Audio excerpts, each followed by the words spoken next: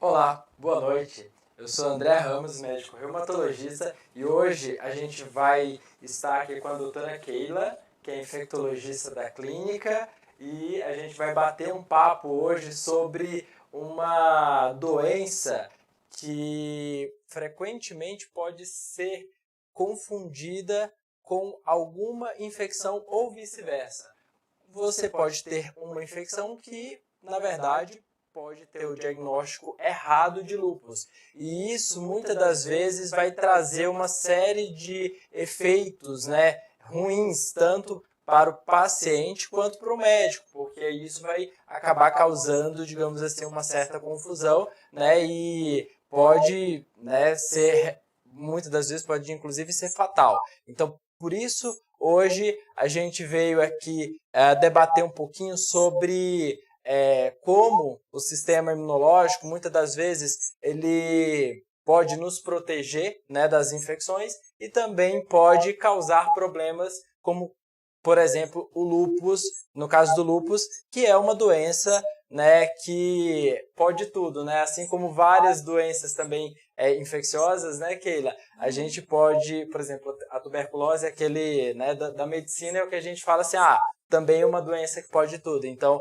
a gente precisa ser bastante, né, cuidadoso, né? Tanto o paciente tem que se observar, tem que se conhecer, tem que ter o conhecimento com relação ao que está sentindo, quanto o médico também tem que estar bem esperto aí para a gente não deixar que um diagnóstico importante, né, passe e a gente não faça o tratamento adequado. Não é isso, Keila?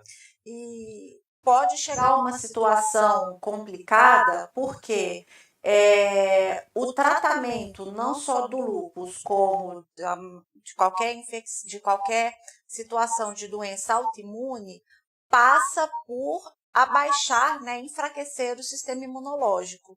E se a gente pensar que, na verdade, o paciente não tem uma doença autoimune, e sim alguma infecção, no que eu começo o tratamento para abaixar o sistema imunológico, na verdade, a pouca coisa que o sistema imunológico está conseguindo combater daquele micro-organismo vai deixar de fazê-lo, e é quando as verdadeiras complicações podem aparecer. Isso, né? E assim, não foi não foi nenhuma nem duas vezes que a gente já viu isso acontecer. A gente, principalmente quando a gente está no treinamento, que a gente vê muitos pacientes e geralmente são pacientes complicados, mais graves, inúmeras vezes a gente já viu realmente ter situações bem graves aí acontecendo por conta de um tratamento nesse sentido de realmente baixar, né, a atividade do sistema imunológico de uma forma muito importante, e aí quando o paciente volta, né, ele volta numa situação muito grave, muitas das vezes até realmente evoluindo para o óbito, né? Então, como eu falei, como eu gosto de fazer em todas as lives, uma coisa que eu gosto de fazer com que vocês entendam, né, quem está em casa, quem não é médico, ou quem tem, digamos, um pouco menos de familiaridade com os termos médicos, é a gente deixar conceitos muito claros, né? Então, da minha parte, por exemplo, o que é lúpus, né? Porque a gente ouve, né? As pessoas ouvem muito falar sobre o lúpus e muitas das vezes elas não entendem o que é a doença, né? Só sabem que pode ser uma doença muito grave, mas que não sabem dizer ao certo como ela se manifesta, né? Quais são os seus sintomas, né? O lúpus, ela é o que a gente chama do protótipo, ou seja, é como se fosse a cara, é como se fosse a capa, né, de um livro, né, que pode ter ali dentro várias outras, né, condições, digamos assim. Ela é aquela doença em que o organismo, o sistema imunológico começa a agredir o próprio corpo, os órgãos do próprio corpo, tá?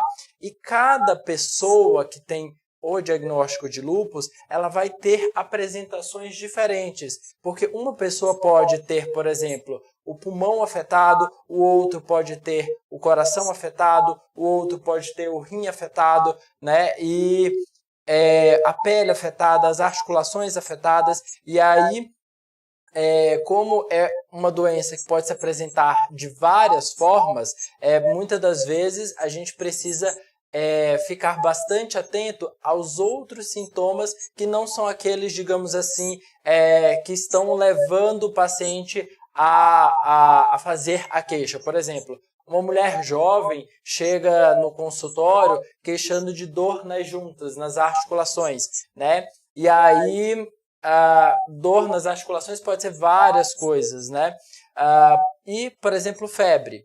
Eu vou dar um exemplo agora aqui que aconteceu assim que eu me formei e que é muito emblemático para mim, né? Uma mulher jovem, no período pós-carnaval, chegou com uma queixa de dor articular e com, né, inchaço em articulação de joelho, né? E já vinha se arrastando há bastante tempo. E com um quadro meio febril, né? Estava meio prostrada. E eu vi aquela paciente no pronto-socorro e eu fiquei pensando, tá com artrite, né? Eu pensava que era uma artrite reumatoide. Eu comecei a pensar que pudesse ser um lúpus, né? Só que eu não tinha me tocado, né? A época que a gente estava, né? O carnaval, pós-carnaval. E aí, assim, como eu estava no pronto-socorro, eu acabei não fazendo muita coisa, né? Só medicações mais sintomáticas e orientei ela a procurar um reumatologista, né? Pensando que pudesse ser alguma doença reumatológica. Só que depois eu fiquei sabendo que, na verdade, ela tinha uma artrite gonocócica, né? Ou seja, uma doença infecciosa, né, Keila? Exatamente. Sífilis também pode dar bastante. Inclusive também com lesões de pele, que é outra coisa que pode aparecer no lúpus também e pode aparecer na infecção de sífilis. Outras infecções sexualmente transmissíveis, como HIV também, pode aparecer de formas muito variáveis, especialmente o que é a síndrome retroviral aguda, que é a infecção aguda pelo HIV, quando a pessoa acaba de ter o contato com o vírus. E como pode aparecer vários sintomas, e não necessariamente na mesma ordem, e pode durar um tempo maior, também pode facilmente ser confundido com uma outra, ainda mais o médico que não está acostumado, né, a lidar com esse paciente, não vai lembrar disso e vai pensar mais em doenças como lúpus. Enfim. E como eu falei para vocês, a gente deu o exemplo de uma paciente que veio com dor, né, articular. Mas, como eu falei, o lúpus pode, né, afetar qualquer parte do corpo. Os principais sintomas, né, do lúpus, eles são inespecíficos. Eles não são, digamos assim, característicos dele. Então, né, geralmente tem a febre, que é um grande sintoma, né, de infecção, o principal sintoma quando você tem uma infecção, né? Ou, por exemplo, fadiga, mal-estar, né? Às vezes perda de peso, e geralmente é um quadro, digamos assim, mais prolongado mesmo, né? Não dura alguns dias, mas sim até semanas, né, meses até fazer o diagnóstico, né? Então, aí a gente pode dar, digamos assim, um exemplo para vocês de como o lúpus pode se apresentar, mas sabendo que o lúpus pode se apresentar de várias formas, tá?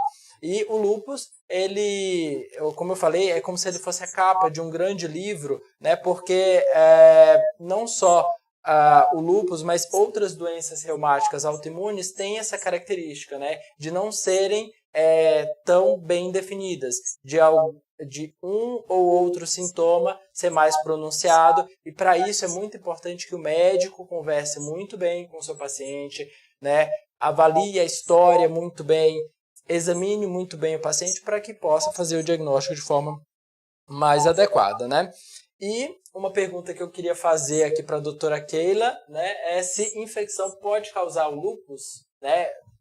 Vamos dividir aí essa pergunta, né? Como não se sabe exatamente a causa do lúpus, né, não está bem descrito, e é bem verdade que várias infecções podem ser gatilhos para condições autoimunes, também é bastante provável que não que a infecção em si cause diretamente o lúpus, mas uma pessoa com já uma predisposição, uma vez que passe por alguma condição infecciosa, acaba sendo o gatilho para aí sim começar a parte sintomática da doença. A gente viu muito esse tipo de acontecimento agora com Covid, né? Então, assim, devido, né, ter um grande número de infectados num período muito curto, digamos, de tempo, porque por mais que a gente ainda esteja, né, na pandemia e assim, não dá para a gente dizer que já passou totalmente por isso, a gente vê que por exemplo, 6 meses depois da infecção, muitas das vezes, né, 3 meses depois da infecção, a pessoa vai e desenvolve quadros que aparentemente não tinham a ver, digamos assim, com o Covid, mas que claramente existia aquela relação. A pessoa teve o Covid, 3 meses depois começou a apresentar, por exemplo, uma fraqueza das pernas, por exemplo, no caso de uma síndrome de Guillain-Barré, né? Ou então uma miocardite, que é uma inflamação no coração. Então, as infecções, de uma forma geral, elas não são uma causa direta, mas pode estar sim, envolvido com o desenvolvimento de doenças autoimunes, tá? E isso se dá muitas das vezes porque assim, o sistema imunológico ele é ativado pelas infecções. E uma infecção, quanto mais grave, quanto mais prolongada ela exige muito mais desse sistema imunológico, né? Uma imagem que eu gosto de dar de fazer uma alusão é o seguinte: imagina que quando você tem ali uma guerra, né, tem dois, né, exércitos lutando, um de um lado, né, as bactérias, por exemplo, e do outro lado o nosso sistema imunológico, vai ter morte, né, dos dois lados. Numa guerra sempre tem morte, digamos assim, dos dois lados. Vai ter muita, né, muitas, digamos assim, corpos caídos ali no chão, né? E muitas das vezes aquilo dali pode se prolongar por dias ou semanas, né? E,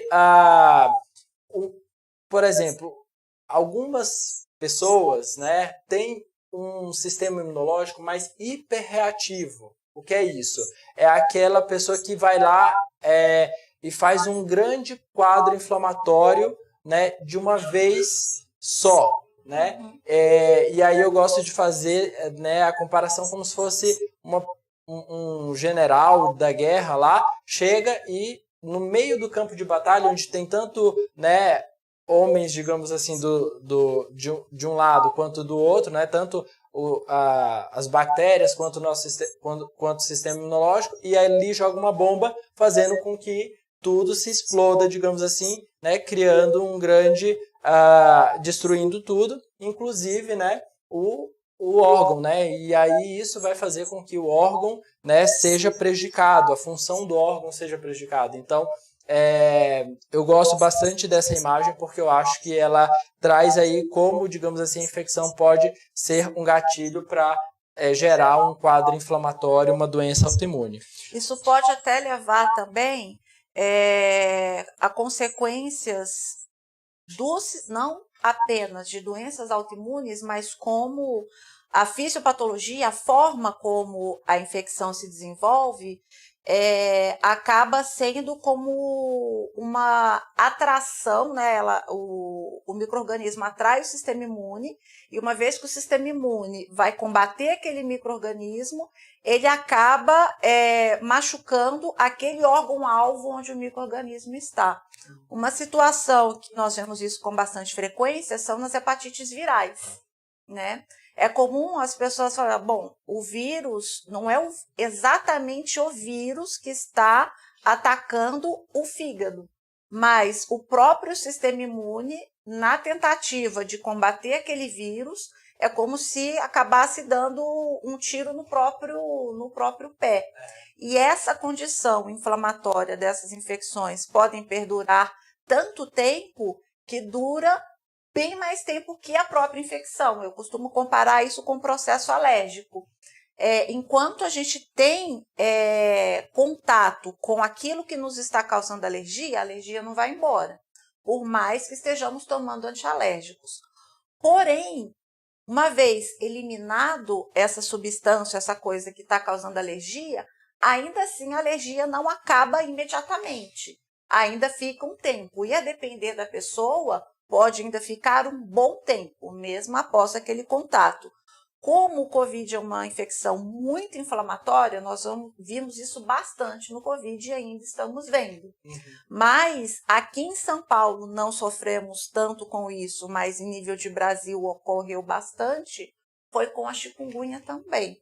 Que as pessoas sofrem por muitos meses, mesmo após a fase aguda, a febre, aquilo ali já ter passado, e inclusive como conhecido gatilho também de doenças reumatológicas. Isso, né? E como você falou, inclusive do Covid, né? Aí tem muita gente que fala assim, mas Covid, eu peguei e não tive nada. Outra pessoa pegou e foi entubada, quase morreu. Então, assim, isso demonstra muito bem esse tipo de, né? A variação da resposta, né? Imunológica às infecções, né? Então, a gente, principalmente quando são novas infecções, novos vírus, em que a população como um todo não tem, digamos assim, uma proteção, isso vai fazer com que fique muito na dependência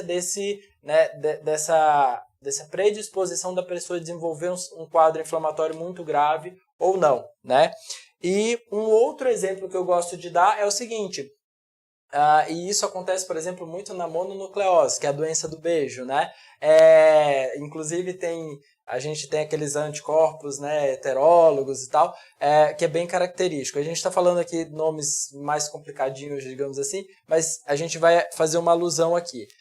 Imagina que existe, né, um vilão e um moço bonzinho, né? A gente tem aí, eu coloquei até a imagem, né, da Ruth Raquel, né, da usurpadora aí da novela, né, para a gente fazer esse comparativo. Tem alguns vírus que eles têm proteínas, né, ou têm partículas, né, virais que são muito parecidas com proteínas ou partículas componentes que a gente tem no nosso próprio corpo. E aí o nosso sistema imunológico, na tentativa, né, de combater aquele vírus, que muitas das vezes não é nem um vírus que vai causar tanto problema assim, desenvolve, né, anticorpos, desenvolve uma resposta contra aquelas partículas, fazendo com que a proteína ou o componente do nosso corpo, partes do nosso corpo, sejam então atacadas, né, fazendo uma confusão, né? Então, por exemplo, proteínas do coração, né, são muito parecidas, por exemplo, com as proteínas do estreptococo, né, que é uma bactéria que causa, né, dor de garganta, infecção de garganta, né? E aí o organismo vai lá e desenvolve anticorpos para poder combater o estreptococo. Aquele mesmo anticorpo que vai tentar nos defender contra a bactéria se gruda no coração, causando, por exemplo, uma endocardite pela febre reumática, né? Então, como são muito parecidas essas proteínas, pode haver esse tipo de condição que nos predispõe a desenvolver uma doença autoimune também, né, Keila? Sim. O que a gente queria também falar era que o lúpus, como a gente já falou, pode ter vários sintomas, né? Mas um dos principais sintomas do lúpus, principalmente na sua fase inicial, pode ser a febre, né? Febre e íngua, que são aqueles carocinhos que dão no corpo, são duas coisas extremamente difíceis de investigar, né? Tem situações que já são classificadas como febre de origem indeterminada, que é aquela febre que não vai embora, é inicialmente investigada e não consegue descobrir a causa. Por vezes, por se acaso, acaba se dando antibióticos e tudo, e obviamente não se resolve, e a gente sempre fica naquela questão. Quando chega um paciente com um quadro de febre prolongada, eu sempre coloco assim, olha, um caminho, tem 3 principais caminhos, ou uma árvore com 3 troncos grandes. as infecciosas, as neoplásicas, que são os tipos de câncer, e as autoimunes, né? Dentro disso aí, estão 3 especialidades completamente diferentes, e é onde o médico tem que conseguir ampliar um pouco a visão. Porque, é claro, eu como infectologista, mesmo que eu tente pensar diferente, mas o meu raciocínio, para cada coisa que eu vejo, eu sempre vou tentar encontrar uma infecção que feche com aquele diagnóstico, porque é minha área de expertise. E a mesma coisa acontece com cada especialidade.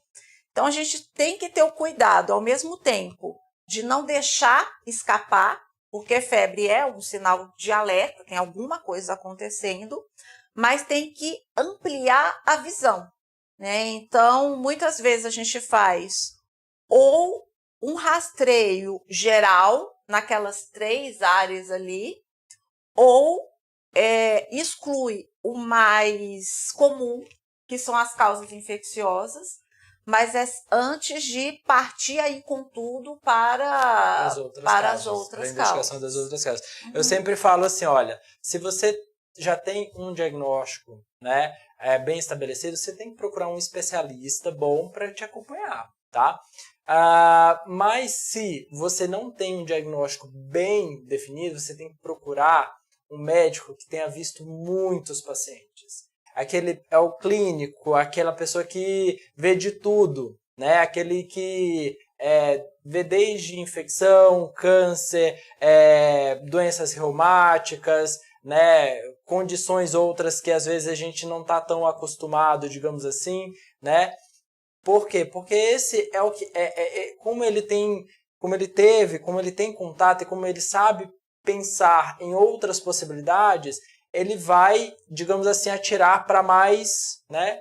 Para mais locais, para mais lugares, porque o grande risco de você, por exemplo, ter uma febre que você não sabe o diagnóstico e faz é justamente o que a Keila falou, é de você tentar enxergar no paciente só as coisas para você fechar o diagnóstico, por exemplo, de uma causa infecciosa. Ou, por exemplo, tentar ver naquele paciente só causas, né, só sintomas, só exames que vejam, que possam, digamos, fechar um diagnóstico, por exemplo, de um lúpus ou de uma artrite reumatoide, de qualquer outra doença reumática, né? Então, e aí acaba esquecendo ou deixando de lado outras coisas que podem estar indicando para a gente que não é aquele diagnóstico, né? Por então, isso que a rede é tão importante, né? O conhecimento médico hoje ele é extremamente amplo. E, obviamente, um ser humano não vai conseguir deter todo esse conhecimento e nem o computador, porque você tem que saber o que você está procurando para você entender, até para poder buscar no computador o que você quer. Por isso que o médico tem que ser capaz de ampliar a mente e de poder também chamar o colega. E a gente sente até quase como um sexto sentido, assim, como tem alguma coisa que não está encaixando.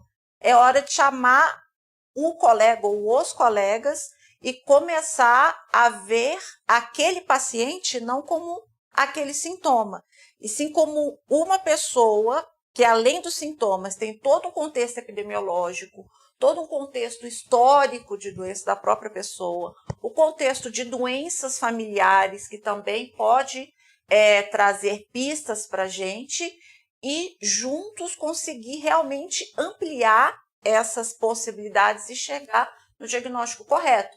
Porque a gente só vai conseguir tratar quando realmente se chegar ao diagnóstico.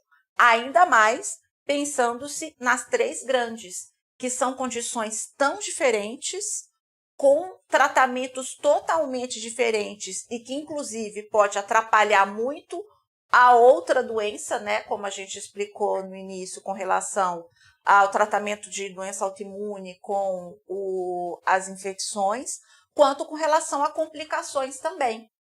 Porque, inclusive, essas condições podem evoluir por crises.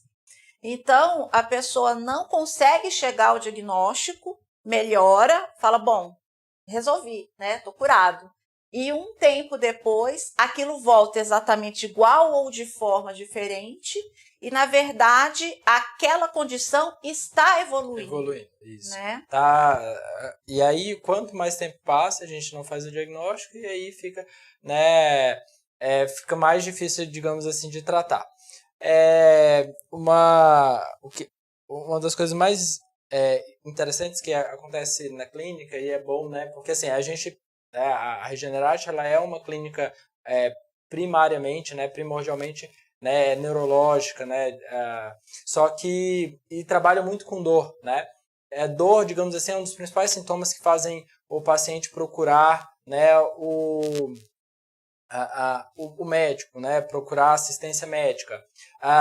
E dor crônica, né, muitas das vezes a gente fala de febre, né, porque febre é sempre um sinal de alerta, mas normalmente nessas doenças, digamos, tanto infecciosas, que são um pouco mais esquisitas, mais diferentinhas, a febre ela não é tão alta quanto, por exemplo, numa pneumonia, que a pessoa faz uma febre de 38, 39 graus, geralmente é uma febre mais baixa, né? Então a pessoa muitas das vezes releva, às vezes a pessoa está fadigada, fala, ai, tô ansioso, tô trabalhando muito, tô cansado, ou seja, começa a relegar. A partir do momento que a pessoa começa a sentir dor, aí sim, geralmente ela tem uma preocupação maior de procurar realmente pedir socorro. De pedir socorro. E aí, muitas das vezes, chega, por exemplo, o neurologista falando assim, olha, eu tô com dor de cabeça.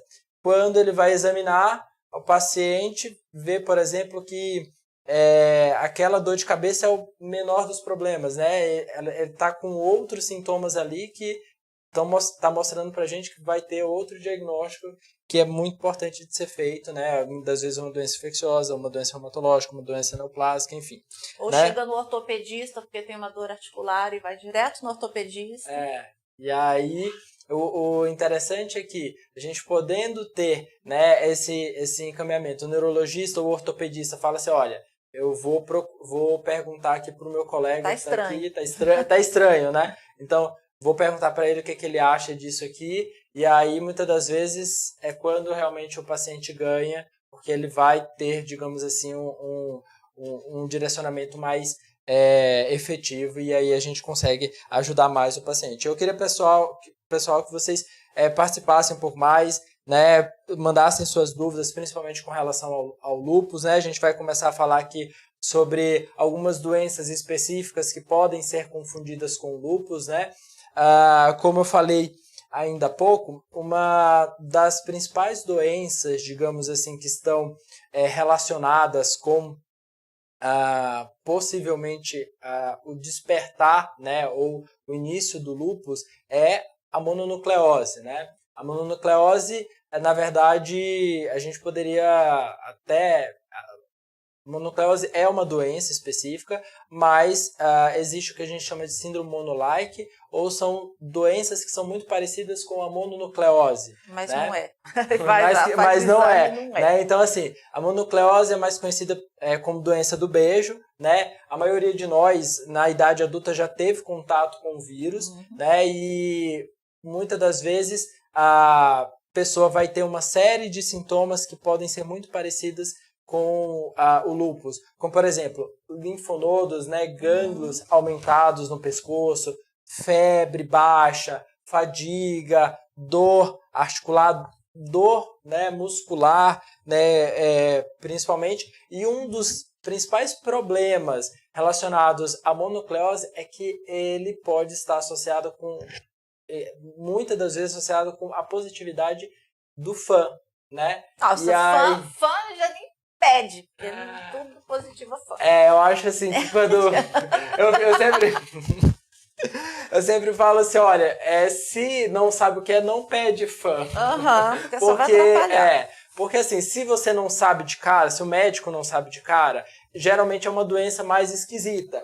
E essas doenças mais esquisitas, e principalmente as infecciosas, elas muitas das vezes vão positivar o fã, e aí o fã vai causar muito mais confusão. Então imagina, uma mulher jovem chega com fadiga, linfonodos no pescoço, febre baixa, tá emagrecendo, já tá há semanas assim, e aí vem lá com um fã positivo, aí o médico tá lá no pronto-socorro e vai falar, ela tem lúpus. Né? E na verdade... Tira o diagnóstico brilhante, assim. E assim, a paciente vai lá e começa a ler na internet né, bota todos aqueles sintomas e tá lá lúpus e pronto, e fez, né, e aí tá com, na cabeça dela ela tá com lúpus, e o problema de ter esse diagnóstico, a gente vai ter, além de ser difícil de tirar esse diagnóstico depois da paciente, as possíveis complicações relacionadas, né, ao tratamento que inadvertidamente pode ser iniciado, né? Não é, Keila? Sim, e acaba atrasando o verdadeiro tratamento. Numa situação como a mononucleose, por exemplo, é uma infecção autolimitada, não tem tratamento específico, ou seja, a pessoa vai melhorar de uma forma ou de outra. Mas em caso de outras condições, como até sífilis, por exemplo, que ela vai melhorar, mas a infecção vai seguir ali, ela vai seguir desenvolvendo e aparecendo posteriormente com quadros ainda mais complicados e a pessoa achando que está tratando a doença quando, na verdade, ela está piorando a doença que ela realmente tem. E não só, como eu falei, né, é um grupo de doenças, na verdade, né? Então, por exemplo, o citomegalovírus, né, outra, né, vírus aí que acaba sendo bem chatinho, inclusive para o diagnóstico, porque não é tão fácil você solicitar um exame específico para poder fazer, digamos, o diagnóstico, né? É um vírus que a maioria das pessoas não conhece, porque não fica aí na imprensa e no dia a dia. Assim como a mononucleose é um vírus extremamente prevalente na população, também transmitido por contato direto ou indireto da pessoa.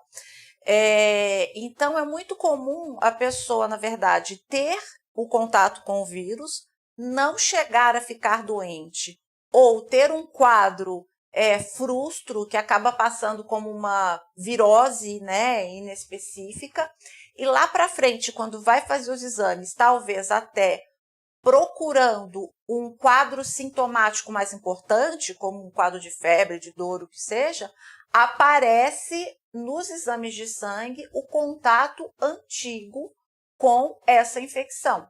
Acontece que citomegalovírus, o vírus Epstein-Barr, que é o vírus da mononucleose, não são vírus que geralmente reativam, como a gente vê o caso da herpes, por exemplo, do herpes simples. O citomegalovírus ainda pode aparecer, reativar em situações de imunidade extremamente baixa, como pacientes oncológicos, pacientes transplantados de algum órgão, mas, no geral, isso não acontece, ele não se reativa. No entanto, algumas doenças, como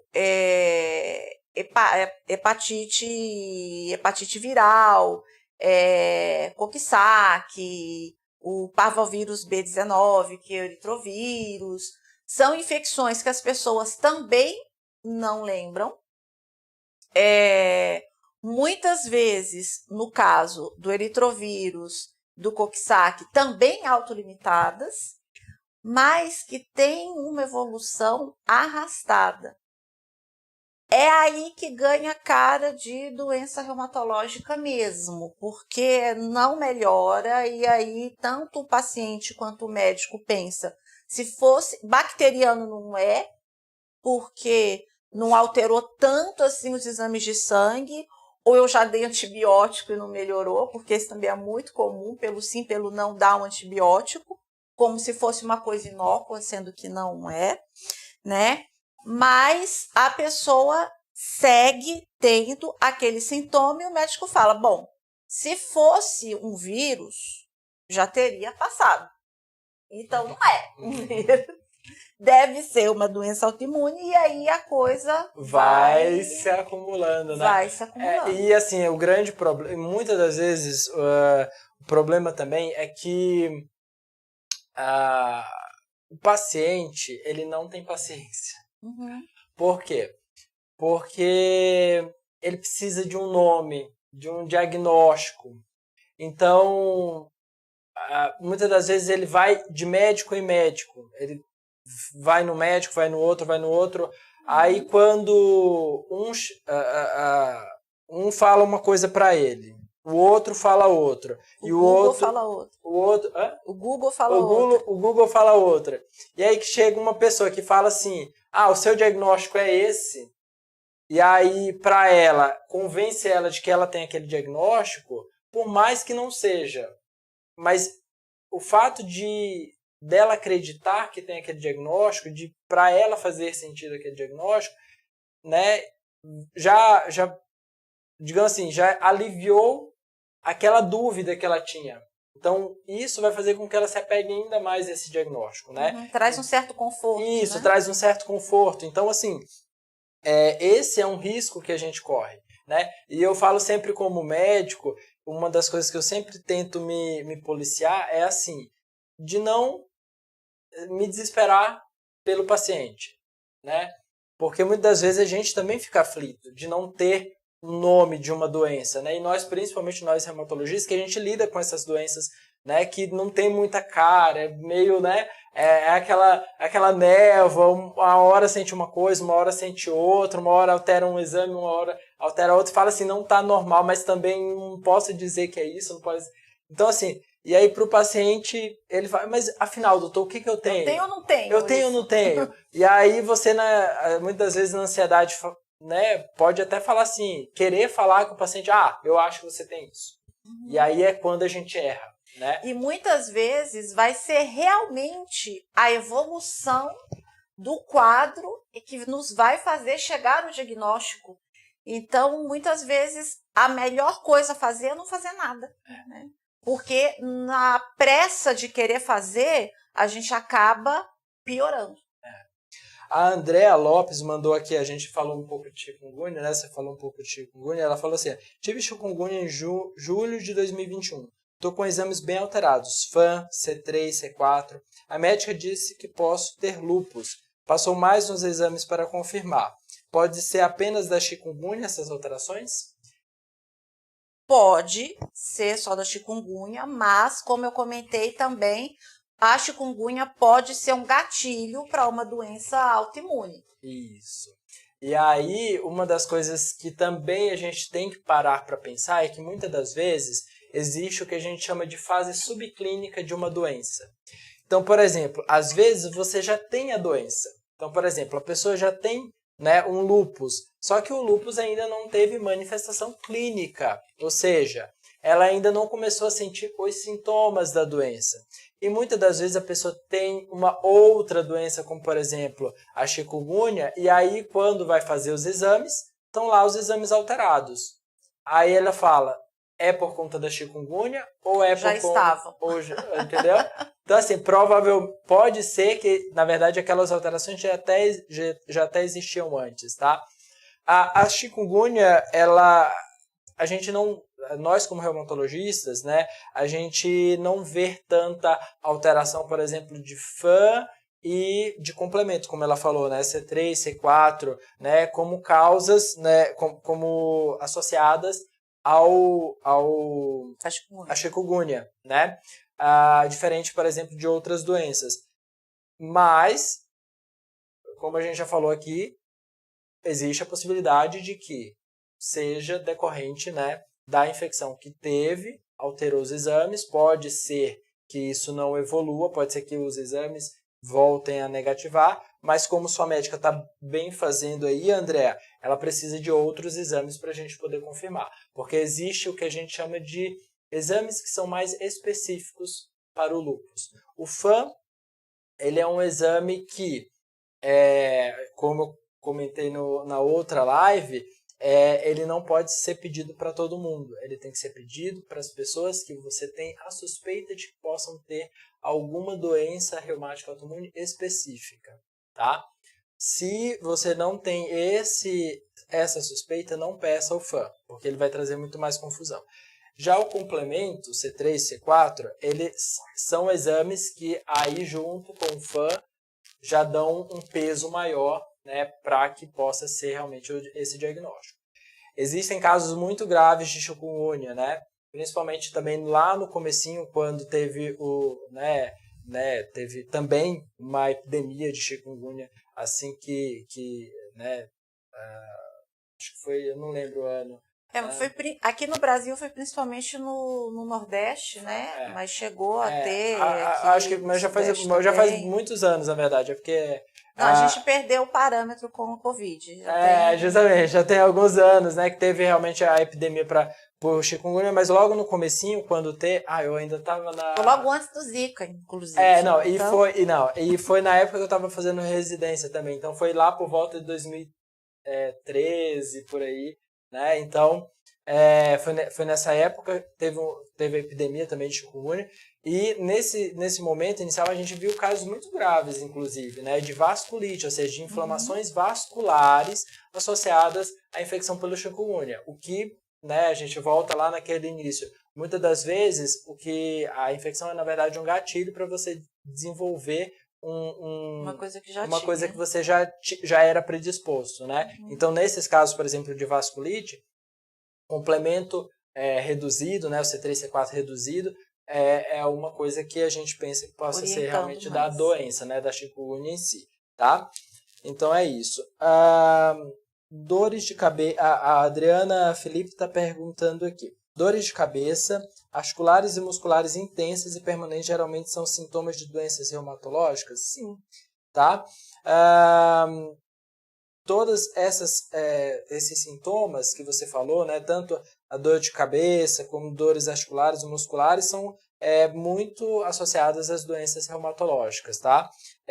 Principalmente as dores articulares, isso tem que ser investigado, principalmente se você tem um período maior do que 6 semanas, né, desses sintomas. Esse é o ponto principal, né? É muito inespecífico, com uma apresentação muito variável, mas dificilmente você definitivamente não vai pensar de cara em uma doença autoimune, em uma condição que acabou de começar. O mais provável por exemplo, um quadro de febre, dor e não sei o que acabou de começar, o mais provável é que seja uma infecção. Mas, se as coisas não estão batendo, aquilo começa a se arrastar, os exames vão alterando, vão aparecendo outras coisas, aí as doenças autoimunes passam a ser uma probabilidade cada vez maior. É aquilo, muitas vezes é o tempo que vai dizer. Até infecção, muitas vezes não, é o tempo que diz. Né? A gente pede, a maioria desses vírus que tem esses quadros agudos, inespecíficos, quando o paciente acaba de chegar, que começou os sintomas recentemente, os exames sorológicos não vão dar positivo. E assim eu também não posso descartá-lo, eu vou ter que esperar um tempo e repetir esses exames. É frustrante, eu sei, mas quando o paciente chega no hospital, que o médico fala, você está com uma virose, na verdade é isso mesmo, tipo, ele sabe, olha, você não tem uma bactéria, então eu não vou te dar antibiótico, mas e você provavelmente tem uma infecção que provavelmente é vírus, logo é uma virose. Essa virose pode ser desde um resfriado comum até HIV. Sim. São todos vírus, né? Por isso que tem que ser olhado com muito cuidado e também não sair dando antibiótico para todo mundo de cara, a não ser que tenha sinais claros de gravidade, porque aí a gente não vai parar para esperar, e nem sair dando corticoide para todo mundo, que também pode ser uma metralhadora no pé. E com relação a essa questão de tempo, até uma das doenças que a gente colocou aqui, que a doutora Keila já até falou um pouquinho sobre ela, é o eritrovirus B19. É uma doença que praticamente não é falada e geralmente se dá muito mais na infância. Mas quando se dá, principalmente no adulto jovem, ela causa muita confusão. Né? Nossa, eu pego bastante, tanto o Coxsackie quanto o eritrovirus. Por quê? Porque ela dá anemia, porque ela dá dor articular, porque ela dá manchas na pele, né? Exantema. Então, e pode ficar um pouco mais prolongado também, né? Geralmente arrastado. Geralmente um pouco mais arrastado. Até mesmo porque se não for arrastado, melhora, a pessoa tá bem e a vida segue. Isso. Mas quando se arrasta, é quando acaba procurando médico. Isso, e aí é uma das doenças que também a gente tem que dar o tempo, né? Porque apesar de que algumas vezes, por exemplo, a anemia provocada pelo eritrovírus B19, principalmente para quem já tem alguma condição prévia, né? Pode, por exemplo, causar um quadro bem grave, né? Um cor anêmico, que a gente chama, a pessoa ficar com uma anemia bastante importante, precisar ser internada, inclusive, receber transfusão de sangue, mas ela também vai se resolver, né? A gente não tem um tratamento específico, né? Mas que a gente sabe que a gente precisa tá aí, né, pensando que pode ser, principalmente nos casos de uma anemia mais pronunciada associada a esses outros sintomas que a gente já falou, tá? E outra doença que também o tempo, eu digo que o tempo talvez trabalhe contra a pessoa, assim como a sífilis, né? Porque a sífilis, a pessoa tem um quadro agudo, muitas das vezes ela fica preocupada porque tem a lesão, por exemplo, genital, tem outros sintomas ali, mas melhora, a pessoa não procura o médico, acha que está tudo bem, quando é mais lá na frente vai se apresentar como um quadro muito mais grave, né?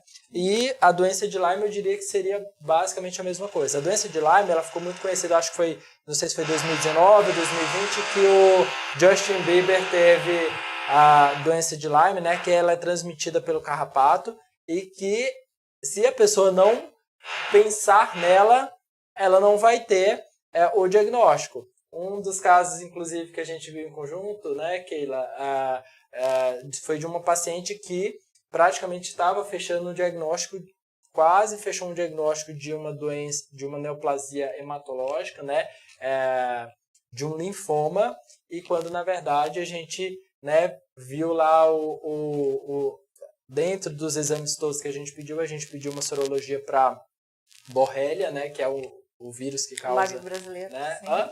Que Lyme é a mais comum nos Estados Unidos. Aqui no Brasil... eu coloquei doença de Lyme, mas é porque é o nome mais comum, tanto, né, assim, de uma forma geral, a gente estuda como esse nome, né? Mas o nome mesmo da doença é borreliose, né?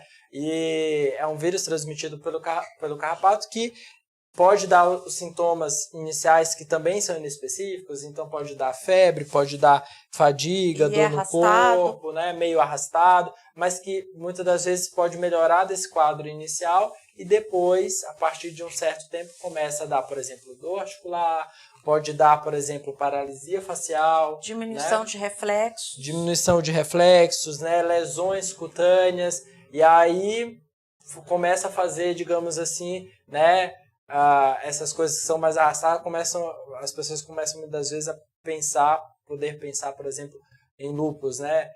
Por exemplo, lúpus pode dar paralisia facial, lúpus pode dar lesão cutânea, lúpus pode dar dor articular, né? Então, também faz aí um diagnóstico diferencial, ou seja, né, pode confundir com o lúpus aí a borreliose ou doença de Lyme, né? Uma doença que é muito comum aqui no Brasil, né? Que também a gente precisa ficar de olho. Eu coloquei uma imagem, né, de umas orelhas aí para gente ver com relação à hanseníase, né? A hanseníase, ela é uma doença que também, como eu falei anteriormente, pode dar muito FAM positivo. Então, principalmente quando o paciente está, né, muito inflamado, ele pode dar lesões cutâneas, né, e pode dar FAM positivo muitas das vezes, podendo fazer um diagnóstico errôneo aí de lúpus, né? Ou manchas também, né? Dá mais que lesão, a mancha, que a pessoa muitas vezes não percebe, que vai perdendo a sensibilidade ali até que perde quase que totalmente. Tem casos até de pessoas com queimaduras importantes, porque como não sente, vai queimando e não percebe, e na hora que vê, tá a queimadura ali na pele. É uma doença infecciosa, a gente faz o diagnóstico com biópsia, né, de pele, principalmente. É um tratamento prolongado, é um tratamento difícil, mas tem cura. E é um tratamento bem diferente do tratamento para lúpus, por exemplo. Um outro sintoma de outra doença, digamos assim, meio que marginalizada aqui, né, no nosso país é a tuberculose, né? Que também, como eu falei desde o começo, né, é uma doença que, assim como o lúpus, ela pode tudo. A tuberculose ela pode se disfarçar aí de praticamente, né, qualquer outra doença. Para mim ficou muito marcado uma paciente que, na verdade, ela não tinha lúpus, ela tinha o que a gente chama de doença mista do tecido conjuntivo, né? É uma doença reumática autoimune, mas com características próprias, né? Que acomete principalmente o pulmão. E essa paciente ela ficou fazendo febre, né? Foi na época da residência, ela ficou fazendo febre, ficou internada na enfermaria durante uns 3 meses investigando. E a gente não conseguia saber o porquê daquela paciente não estar melhorando da febre. E até que falou, é da doença. Vamos aumentar o corticoide, vamos aumentar o metotrexate, né? E aí, como a gente já tinha, digamos assim, esgotado muita coisa, ela estava muito cansada também da internação, a gente acabou dando alta para ela, uma dose alta de corticoide com metotrexate. E eu lembro como se fosse hoje, porque eu estava na sala de emergência, né? Quando ela chegou em plena insuficiência respiratória. Né? Eu acho que quase um mês depois, e infelizmente ela morreu cerca de uns 4, 5 dias após. E isso para mim ficou muito marcado, por quê? Porque o diagnóstico dela era de tuberculose. Né? E assim, não foi por falta de a gente tentar fazer um diagnóstico para ela, mas é porque realmente a gente não conseguia, né, fazer um exame que desse esse diagnóstico para a gente. E aí é que tá, tratar essa paciente como a gente tratou foi errado, não porque a gente quis, não porque a gente, né, não foi por falta de tentar fazer um diagnóstico correto. Foi realmente naquela, né, de não saber. Mas é muito importante a gente sempre parar para pensar e refletir, né, principalmente se o paciente está tendo perda de peso, está tendo febre, está tendo sudorese noturno, cansaço excessivo, né, porque pode ser aí tuberculose e a gente precisa estar bem atento, né?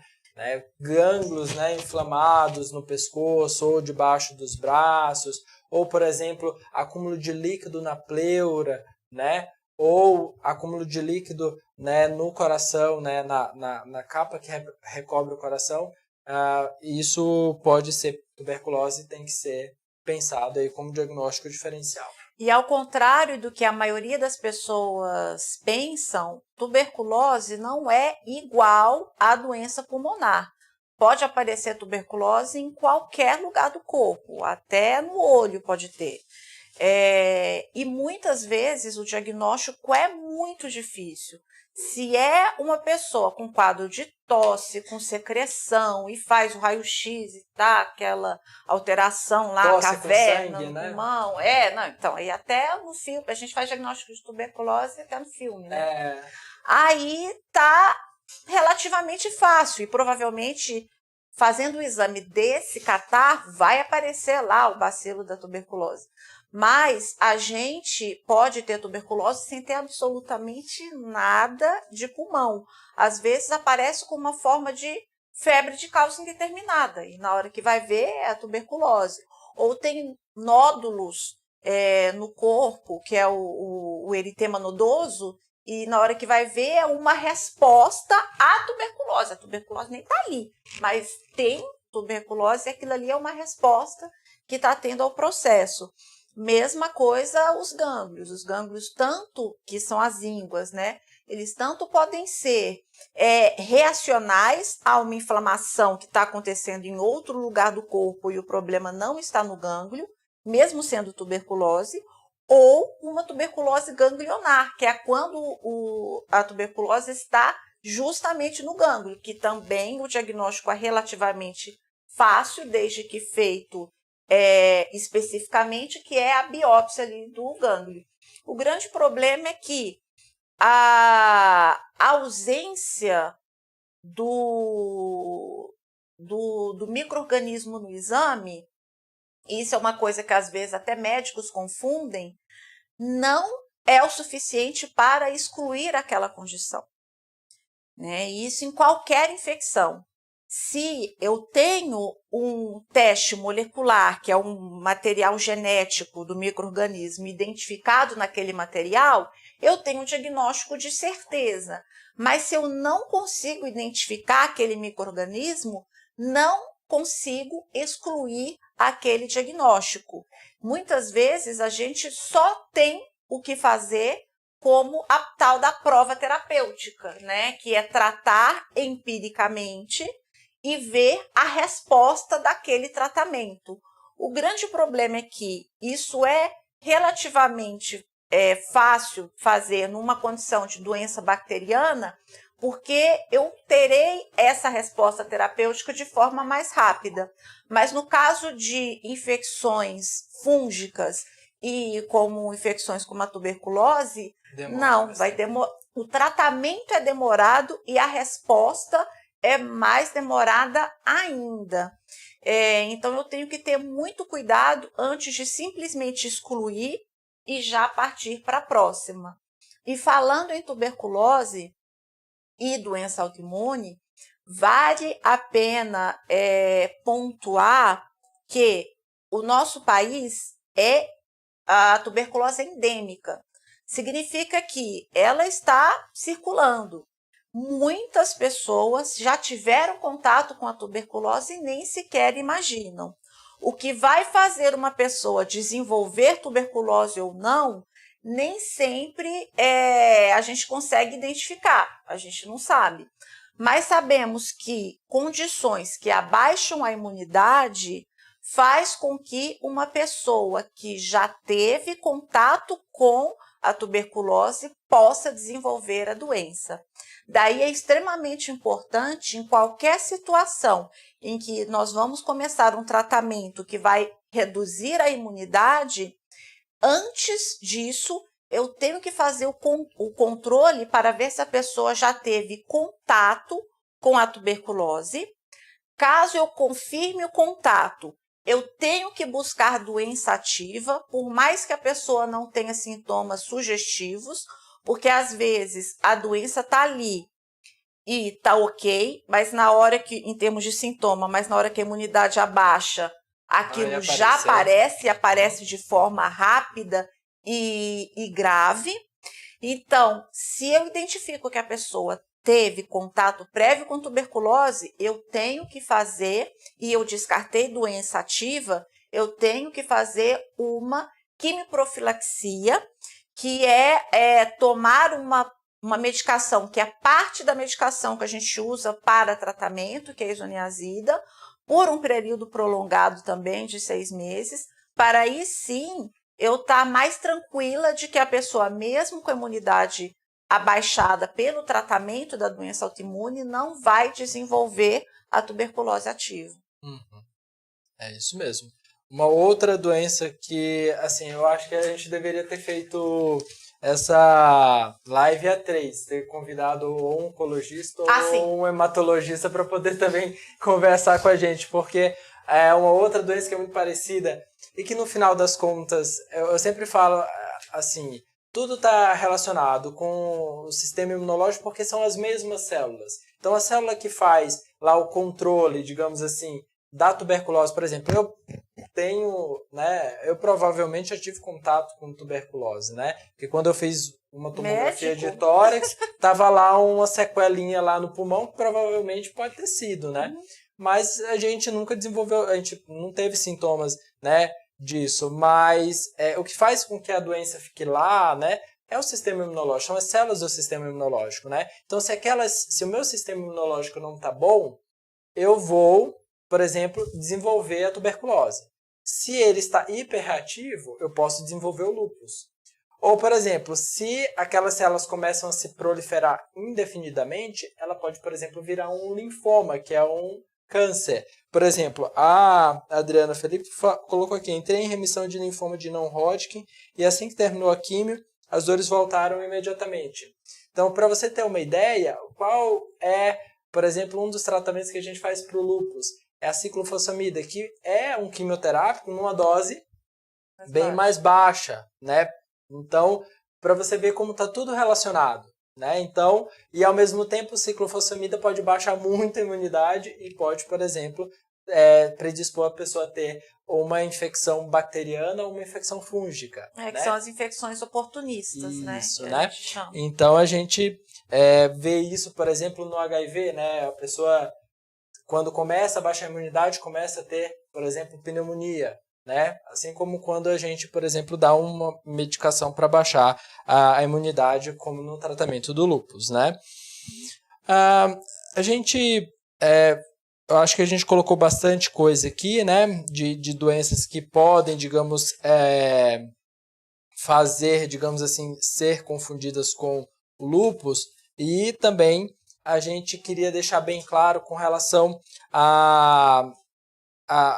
eu acho que já deu para vocês terem um pouquinho a noção, né, dos sintomas que o lúpus pode causar, que as infecções também podem causar, e a preocupação sempre da gente saber se é infecção, se é o lúpus, até porque, na verdade, o lúpus ele tem a capacidade de desregular o sistema imunológico, predispondo a pessoa também a ter infecções. Então, pode ser uma infecção que está dando aqueles sintomas? Pode. Pode ser o lúpus que está dando aqueles sintomas? Também pode. Mas pode ser as duas coisas. Ou pode ser o lúpus que está predisposto.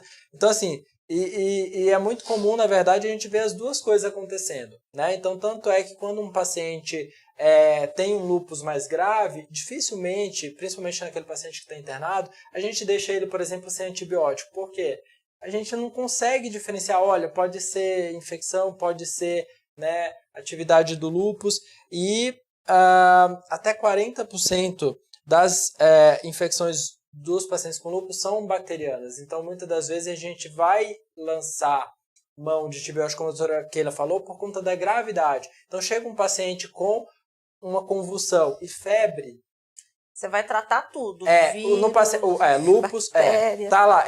O paciente tem diagnóstico de lúpus.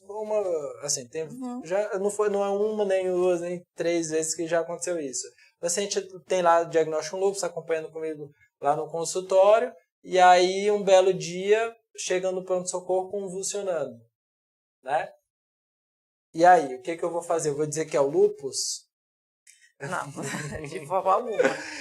A gente, nesses momentos, a gente tem que saber que uma pessoa que tem doença autoimune, e ainda mais se estiver em tratamento, ela não tem a imunidade normal, a imunidade está reduzida. Com isso, tem uma coisa interessante, que os sintomas dessa pessoa não necessariamente são sintomas como de uma pessoa que não tem problema de saúde. Porque os sintomas de uma infecção, ele surge principalmente por causa do nosso sistema imune tentando atacar aquele micro-organismo. Logo, se o nosso sistema imune está enfraquecido, eu posso estar com uma infecção e não necessariamente ter muitos sintomas. Neste momento, quando eu já de cara começo com um sintoma importante em uma pessoa que eu sei que tem a imunidade reduzida, eu não posso perder tempo de forma alguma. Então, é paralelo. A gente tem que procurar confirmar a causa da infecção. Então, no caso, como esse exemplo de uma paciente, um paciente sabidamente com lúpus, que chega convulsionando no pronto-socorro, ele vai fazer o exame, a tomografia da cabeça, ele vai fazer o exame do líquido da coluna, né, que é o exame de líquor, e já vai começar a tratar para a infecção. E aí depois a gente pensa no resto. E não é só uma ou duas, é a infecção bacteriana, é infecção viral. E aí, na hora que chegar os primeiros exames do líquor, a gente repensa, mas muitas vezes a gente nem consegue suspender o tratamento. A gente faz o tratamento todo e aí no final, se a gente, no meio do caminho, se a gente tem suspeita que possa ter uma crise da doença autoimune, a gente pega e ainda faz um ciclo de corticoide. De pulsoterapia, da corticoide, né? Baixa mais a imunidade. Então, assim, é muito difícil, né? Geralmente, quando são quadros mais graves... Tem que atirar para todos os lados. É assim, no mínimo, você vai ter, por exemplo, nesse caso, você vai ter um reumatologista, você vai ter um infectologista e vai ter um neurologista acompanhando. Então, e tem que ser pessoas que se conversem e tem que ser pessoas que estejam abertas às possibilidades, né? Não dá para bater no peito e dizer assim, é da doença reumática, é do lúpus, e aí isso, por exemplo, aconteceu com uma paciente minha, que o neurologista foi lá e falou assim, é tuberculose, porque tá com hiperproteína raquítica, tá com proteína muito alta no líquido. Falei, olha, tudo bem, pode ser tuberculose, mas também pode ser lúpus, né? Porque eu já vi lúpus também com hiperproteína raquia, né? Com a proteína no líquido muito alto, né?